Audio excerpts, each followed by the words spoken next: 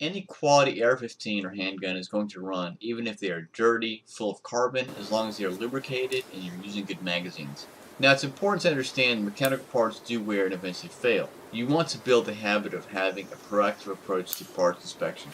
Any serious fighting or duty weapon outside of a class needs to be cracked open every 500 to 1,000 rounds and be inspected for worn or broken parts. This kind of weapon maintenance doesn't have to be time consuming, especially if you're efficient. If it's done right and regularly, you prevent risking a catastrophic failure when you might need that weapon the most.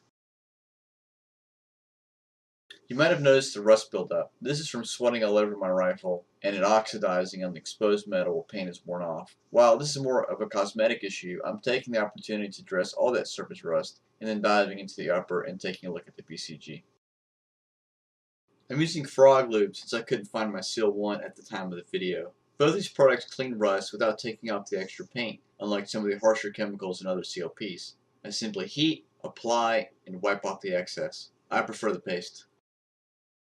I'm not spending a whole lot of time on the outside.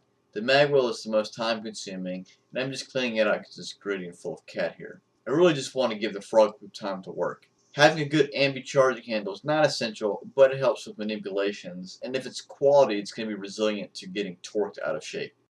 When inspecting your bolt and BCG, you're looking for abnormal shearing and cracks. Exposed metal is an indicator, but note that the finish will wear off, and that is normal. Look at the locking lugs. Uneven wear is an indicator of uneven lockup in the chamber. Your extractor should have a strong lip and be very hard to move by hand. Having a good spring and O-ring makes a big difference in reliability. Another thing to inspect is the gas key on a DI rifle, and if you break your BCG down, take a gander at the cam pin, as it is a part that likes to break first. Take a look at the firing pin and make sure it is dry. Gas rings are to be checked, but they are not as essential as they are made out to be and are cheap to replace. Key points of lubrication are the 4 rails on the front of the BCG by the bolt, the top of the gas key, around the bolt, and the locking lugs. Be sure to keep the bolt face dry as possible. You're basically looking for friction points, and you can see those where the finish has been worn off.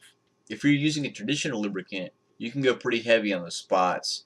And when your rifle is in storage, point the muzzle down so that the lube stays in the upper instead of traveling down the buffer tube, where it's pretty much useless.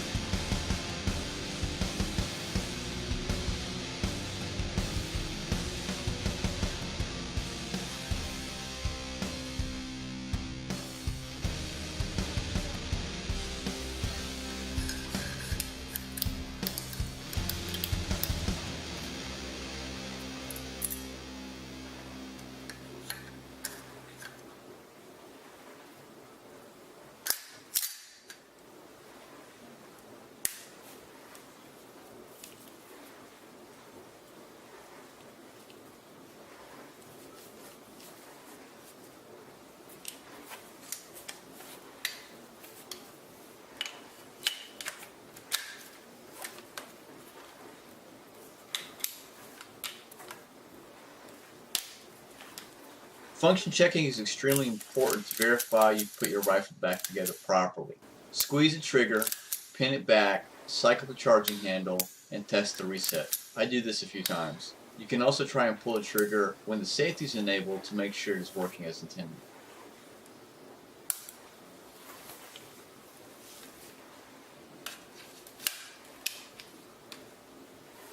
With the pistol, the principle is the same. Look for obvious or abnormal damage. You want to be sure to lubricate the rails, the barrel, the leading top edge of the chamber, and any areas where you see the finish rubbing away. The feed ramp should be clean and dry. If you break it down further, you can make sure the firing pin and striker assembly is clean and dry as well. I also like to run something behind the extractor when it looks gunked up. Remember, magazines need some love too. Check the lips for stretching, and don't be afraid to take it apart to clean the housing and the spring. I like to make sure the follower is in good shape.